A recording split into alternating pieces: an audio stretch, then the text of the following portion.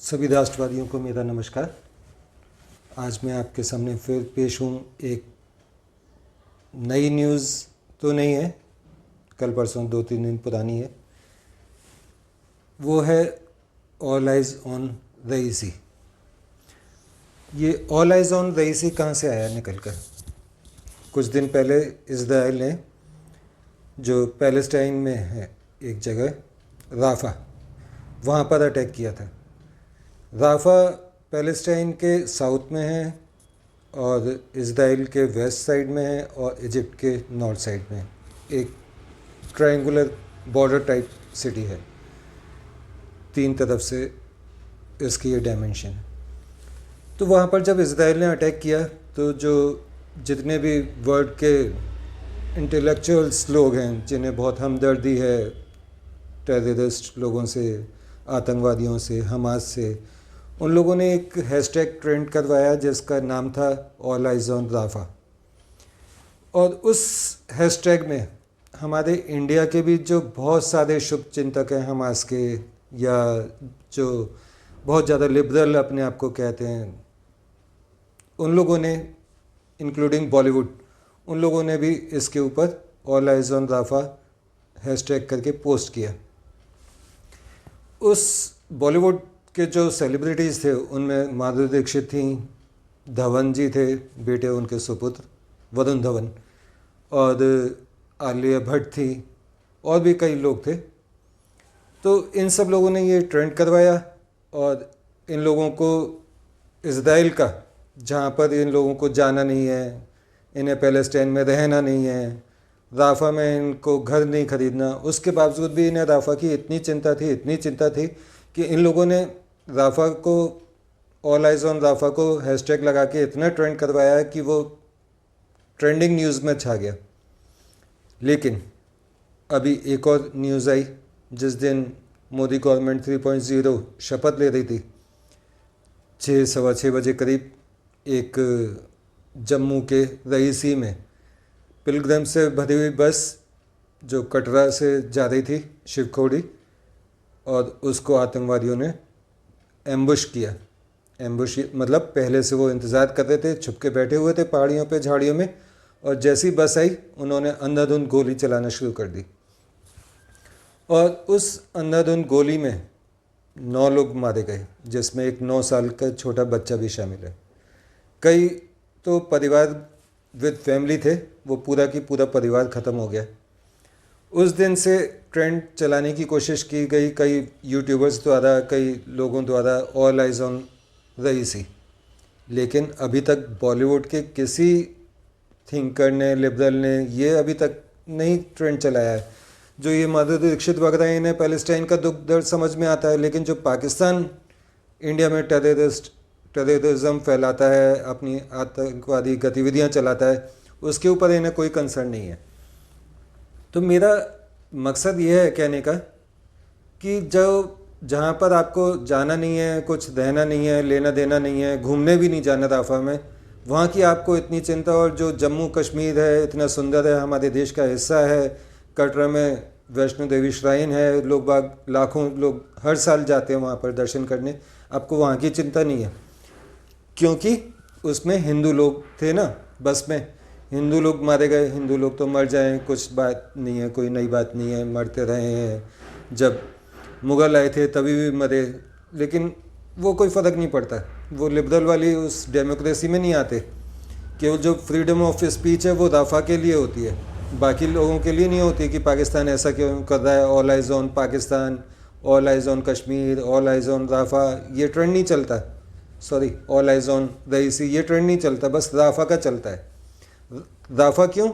क्योंकि वहाँ की एक कम्युनिटी से, उस कम्युनिटी के लोगों से इन लोगों को सिंपैथी है, हमदर्दी है। ये लोग चाहते हैं कि वो लोग हमारी पिक्चर देखते हैं तभी हम लोग इतने हिट हैं, ये इसका रीज़न है। खैर, उधर मोदी जी शपथ ले रहे थे और इधर जम्मू के रईसी में ये आतंकवादी हमला किया गया। गोलियां अंधाधुंध चलाई गई, उसमें बस के ड्राइवर को भी लगी और वो बस से अपना कंट्रोल खो गया और बस 4-5 बार लुढ़कते हुए पहाड़ों पर नीचे खाई की साइड कलमंडियाँ खाती हुई नीचे खाई में गिरने लगी। तभी एक बड़ा सा पत्थर के सहारे वो रुक गई और जिस कारण कुछ लोगों की जान बच पाई। आतंकवादियों को इतना भी रहम नहीं था कि बस खाई में गिर चुकी है तो चलो अब उनका काम हो गया, अब चले जाएं। उन्होंने तभी भी गोलियां वो चलाते रहे। बस खाई में गिरने के बाद भी 15 मिनट तक फायरिंग होती रही और जब उनको लगा कि अब कोई जिंदा नहीं बचा होगा तब वो वहाँ से गए। इस आतंकवादी घटना की जिम्मेदारी टीआरएफ ने ली है, जो कि पाकिस्तान का एक आतंकवादी संगठन है और पाकिस्तान ने अभी तक उसको कुछ कंडेम नहीं किया है। उनका तो ये कहना है कि इंडिया में जो भी होता है वो हमारे ऊपर ब्लेम लगा दिया जाता है, जबकि ऑफिशियली आतंकवादी ऑर्गेनाइजेशन ने अपनी जिम्मेदारी ले ली है जो पाकिस्तान में बैठा हुआ है, उसके बावजूद भी उनका ये हाल है। इसी के साथ में मतलब आप पॉइंट टू पॉइंट मिलाते जाइए। सबसे पहले मोदी जी का शपथ ग्रहण समारोह, उसका गिफ्ट पाकिस्तान की तरफ से रईसी इंसिडेंट, और उस इंसिडेंट के बाद पाकिस्तान के प्राइम मिनिस्टर शहबाज शरीफ का मोदी जी को कॉन्ग्रेचुलेशन का ट्वीट, है ना। कितनी अनोखी बात। सब सिलसिलेवार तरीके से, प्री प्लान तरीके से ये पूरी घटना को अंजाम दिया गया। ये सिर्फ एक इकलौती घटना नहीं है, वो पहला दिन था, पहली शुरुआत थी, क्योंकि इस इलेक्शन में बीजेपी को 272 सीट्स नहीं मिली हैं। तो पाकिस्तान या कई देशों का ऐसा मानना है कि अब मोदी गवर्नमेंट वीक है और अब हम जो चाहें वो करवा सकते हैं। इसमें पाकिस्तान, चाइना और अमेरिका, जर्मनी, ये खास कंट्रीज़ हैं जो ऐसा सोचते हैं। लेकिन बात यहीं ख़त्म नहीं होती। रईसी के इंसिडेंट के अगले दिन इन्होंने एक और आतंकवादी घटना की। हमारे फ़ौज के जवानों को टारगेट किया गया, उन पर अटैक किया गया और एक घटना वो हो गई। और उसके एक और दिन बाद एक और घटना हुई, यानी कि 3 दिन में 3 अटैक। इलेक्शन के टाइम पर या इलेक्शन से पहले भी मोदी जी तो कहते ही थे, राजनाथ सिंह जो कि डिफेंस मिनिस्टर हैं वो भी कहते थे कि अगर किसी ने भी कुछ हमारे ऊपर आतंकवादी हमला करने की कोशिश की तो हम उसको घर में घुस के मारेंगे। तो ये 3 घटना हो चुकी हैं। अब घर में कब घुसिएगा? इससे भी बड़े इंसिडेंट के बाद 3 दिन में 3 घटनाएं।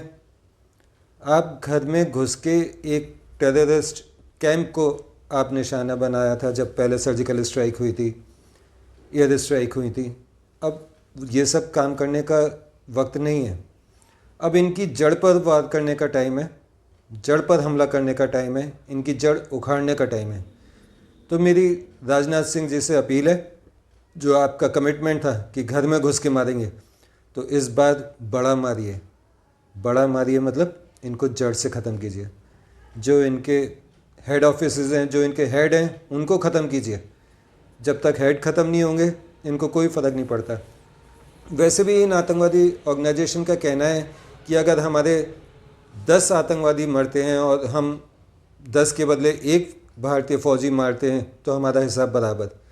और उनके पास तो इतने फालतू लोग हैं, इतने फालतू लोग हैं कि आप सर्जिकल स्ट्राइक करते करते थक जाएंगे, लेकिन वो आतंकवादी भेजते भेजते नहीं थकेंगे। तो इसका जड़ से इलाज कीजिए। उनके लिए 10 आतंकवादी फालतू हैं, लेकिन हमारे लिए 1 फ़ौजी भी बहुत कीमती है। तो फ़ौज का काम है भारत की रक्षा करना, और फ़ौज को रक्षा देना आपका काम है। और हम आपके ऊपर ये जिम्मेदारी समझते हैं कि आपने जो कमिटमेंट दिया था।